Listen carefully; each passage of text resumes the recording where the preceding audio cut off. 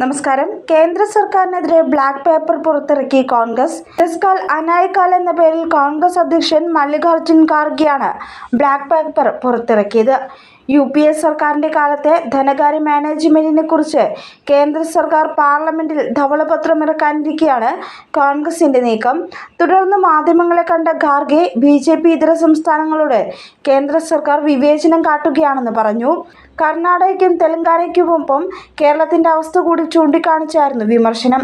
രാജ്യത്തെ തൊഴിലില്ലായ്മയെക്കുറിച്ച് BJP മിണ്ടുന്നില്ലെന്നും രാജ്യത്തിന്റെ ജനാധിപത്യം കഴിഞ്ഞ 10 വർഷമായി അപകടത്തിലാണെന്നും ഖാർഗെ പറഞ്ഞു. അതേസമയം കോൺഗ്രസിന്റെ ബ്ലാക്ക് പേപ്പറിനെതിരെ പ്രധാനമന്ത്രി നരേന്ദ്രമോദി പരിഹാസവുമായി രംഗത്ത് വന്നു. കോൺഗ്രസിന്റെ ബ്ലാക്ക് പേപ്പർ സർക്കാരിന്റെ നല്ല നേട്ടങ്ങൾക്ക് ദൃഷ്ടിദോഷം സംഭവിക്കാതിരിക്കാനുള്ള കറുത്തപൊട്ടാണെന്നായിരുന്നു പ്രധാനമന്ത്രിയുടെ പരിഹാസം. ഇതിന് ഖാർഗെയോട് നന്ദിയെന്നും പ്രധാനമന്ത്രി പറഞ്ഞു. രാജ്യസഭയിലായിരുന്നു പ്രധാനമന്ത്രിയുടെ പരിഹാസം.